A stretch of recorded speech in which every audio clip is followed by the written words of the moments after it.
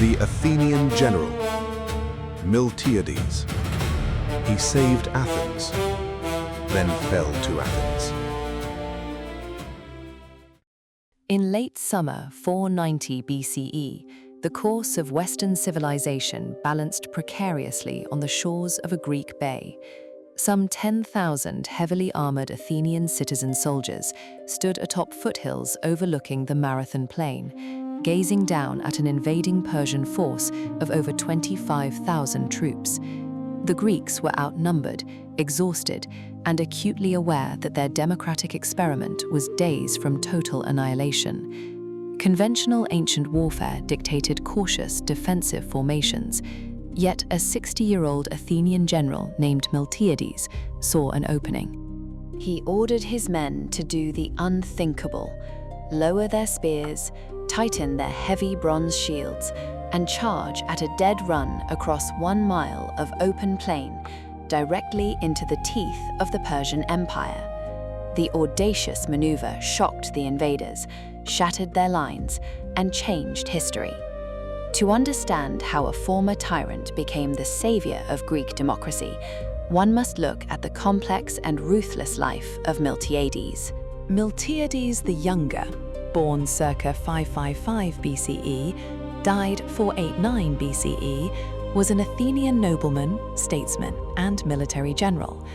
Born in Attica, Greece, he was a defining figure of the Archaic period, navigating the dangerous transition from aristocratic tyranny to the birth of the Athenian democratic state. Though primarily known as a commander, his life encompassed roles as a colonial ruler, a Persian vassal, and a political exile. Miltiades is exceptionally influential because his tactical genius at the Battle of Marathon preserved the independence of Athens.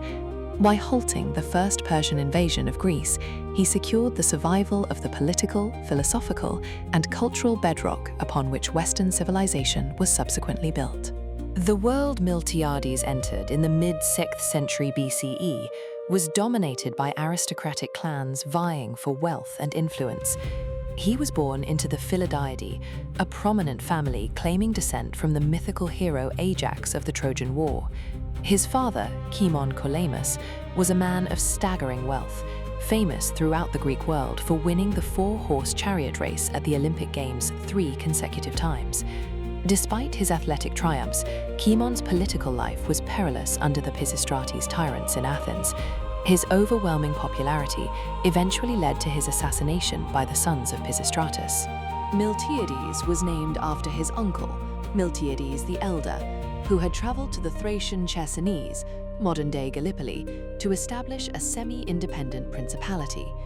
Young Miltiades grew up with vast wealth but intense political paranoia. His education was strictly aristocratic, steeped in military discipline. In 524 BCE, he served as the eponymous Archon of Athens, demonstrating his early ability to navigate dangerous political currents and cooperate with ruling powers when it suited his survival. The most transformative period of his life began around 516 BCE, when Athenian tyrants dispatched him to the Thracian Chersonese. His brother Stesagoras had died violently, leaving the volatile colonial outpost leaderless. The Chersonese was a harsh frontier at the strategic crossroads of Europe and Asia. When Miltiades arrived, he did not rely on diplomacy. He feigned deep mourning for his brother. When the Chersonese elders gathered to offer condolences, Miltiades had them immediately arrested and imprisoned. To secure his grip, he employed a mercenary bodyguard of 500 heavily armed men and married Hegesipyle, the daughter of a Thracian king, Olorus. When the Persian king Darius I expanded his empire into Europe around 513 BCE, Miltiades was forced to submit as a Persian vassal. Accompanying Darius on a campaign against the Scythians, Miltiades gained first-hand knowledge of Persian military structure and their vulnerabilities, vital intelligence that would later save Greece. Miltiades gained wider recognition as a cunning survivor. According to Herodotus, during the Scythian expedition, Miltiades guarded a crucial Danube River bridge. When Darius's army was delayed, Miltiades allegedly urged his fellow Greeks to destroy the bridge, trap the Persian king, and liberate their cities. The other Greeks refused. While historians debate the strict truth of this episode, suggesting it may have been fabricated to burnish his anti-Persian credentials, Miltiades did eventually break with Persia. In 499 BCE, Ionian Greeks revolted against Persian rule. Miltiades supported the rebellion, issuing coins aligning with the rebels and seizing the islands of Lemnos and Imbros. When the Persians ruthlessly crushed the revolt in 494 BCE, they targeted the Chersonese. In 493 BCE, Miltiades loaded his wealth onto 5 ships and fled. Though his son Miltiades was captured, Miltiades escaped to Athens. He returned to a democratic city. Aristocratic rivals brought him to trial for his Chersonese tyranny, but presenting himself as an uncompromising enemy of Persia, Miltiades won acquittal and vaulted into Athenian democratic leadership. Miltiades' breakthrough moment occurred in the days leading up to the Battle of Marathon in 490 BCE. King Darius I sent a massive amphibious invasion force to subjugate mainland Greece. The Persians landed at the Bay of Marathon, just 26 miles from Athens. The 10 elected Athenian generals, strategoi, were deadlocked in a 5-5 tie regarding whether to attack the overwhelmingly larger force or wait for Spartan reinforcements. Miltiades, possessing unparalleled experience with Persian warfare, stepped forward. He sought out Callimachus, the polemarch holding the tie-breaking vote. Miltiades warned that if they did not fight immediately, political factions within Athens would succumb to Persian bribery and surrender the city. He convinced Callimachus that only a swift, decisive battle could save Greek freedom. Callimachus cast his vote with Miltiades, functionally granting him command. This single decision elevated Miltiades to the supreme military architect of Greek survival. The Battle of Marathon in 490 BCE stands as Miltiades' crowning achievement. Recognizing that the Persian cavalry was temporarily absent, either re-embarked to attack Athens directly or foraging elsewhere, Miltiades seized the moment. He drastically thinned the center of his infantry line to match the length of the 25,000-man Persian front, heavily reinforcing his flanks. He then ordered his 10,000 Athenians and 1,000 Plataean allies to charge across the remaining 1 mile at a full run. When the lines clashed, the weak Athenian center deliberately gave way, drawing the Persians inward. Simultaneously, the reinforced Athenian flanks crushed the Persian wings, enveloping the enemy in a deadly pincer movement. The slaughter was decisive.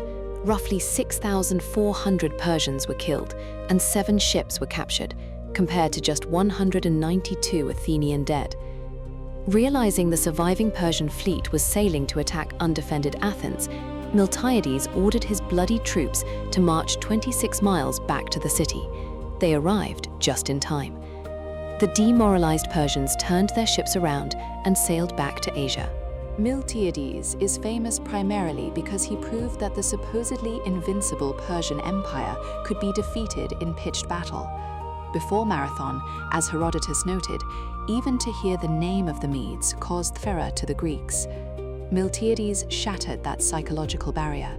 His tactical innovations, the running charge, the weakened center, the enveloping flanks, became legendary in military academies worldwide. Society elevated his reputation because his victory allowed the Athenian democratic experiment to mature. The marathonokoi, marathon fighters, became the most revered demographic in ancient Athens. Miltiades successfully bridged the gap between the archaic era of autocratic warlords and the classical era of democratic responsibility. His name resonated globally because his battlefield command provided the ultimate defense against Eastern imperialism. As a human being, Miltiades was a bundle of intense contradictions. He was driven by a fierce ambition to preserve his aristocratic lineage, yet he brilliantly served a radical democracy when necessity demanded it. He was thoroughly ruthless, evidenced by his imprisonment of the Chersonesian elders and his employment of a 500-man private army. His values were archaic.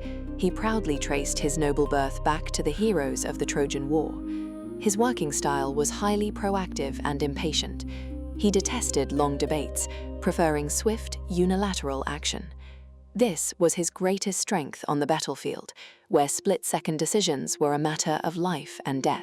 His analytical coldness exploited Persian weaknesses in close-quarters combat. However, this impulsiveness and assumption of absolute authority was also his greatest weakness, rendering him politically tone-deaf to Athenians who deeply distrusted concentrated power. Despite his heroic status, Miltiades' life ended in spectacular failure, proving that the Athenians had a notoriously short memory for heroes.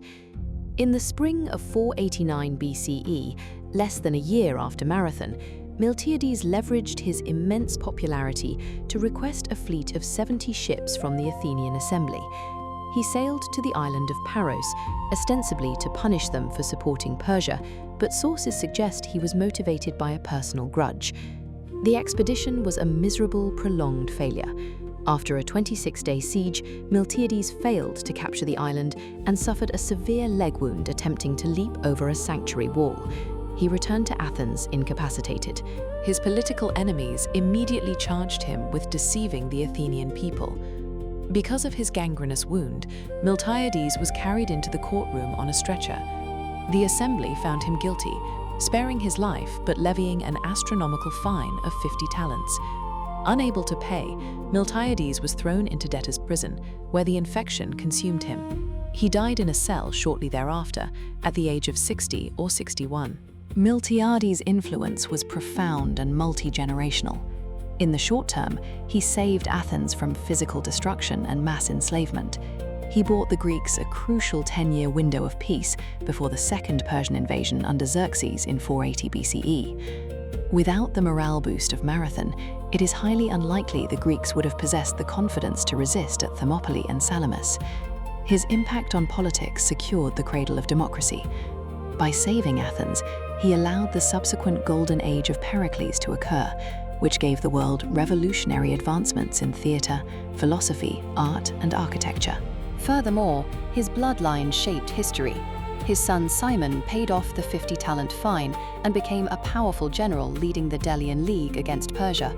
His daughter Elpinice became a prominent political figure who famously clashed with Pericles. Miltiades' legacy was woven directly into the Athenian Empire. Today, Miltiades is remembered as the archetypal flawed savior, a military genius who won eternal glory but was destroyed by his own hubris and the volatile nature of democratic politics. His reputation underwent rehabilitation shortly after his death.